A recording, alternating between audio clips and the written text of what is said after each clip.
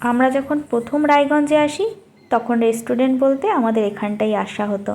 তখন এই জায়গাটার নাম ছিল জানো তো বেনারস গলি। এখন কিছু বছর হলো সেই নামটা চেঞ্জ করে এখানে হয়েছে ক্যাফে কর্নার। তো এখানে খাবারগুলো না পুরো সাউথের খাবারের মতো, এত ভালো লাগে খেতে। প্রত্যেকটা খাবারেই একটা টক ভাব পাওয়া যায়। তা আমাদের আগে যখন আসা হতো তখন তো দুজন ছিলাম, তখন আমাদের একটা সাইকেল ছিল। আমাদের কোয়ার্টার থেকে এটার ডিস্টেন্স প্রায় 2 থেকে 2.5 কিলোমিটার। তো সাইকেলে করে এসে আমরা রাতের ডিনারটা এখান থেকে মাঝে মাঝে করতাম, তারপর আবার সাইকেল চালিয়ে যাওয়া।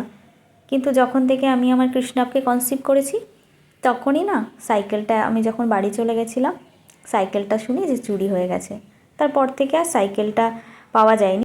আসলে সাইকেলটাতে এত ঘুরেছি না, ওর জন্য যখন শুনেছি সাইকেলটা চুরি হয়ে গেছে তখন এত মনটা খারাপ লাগছিল।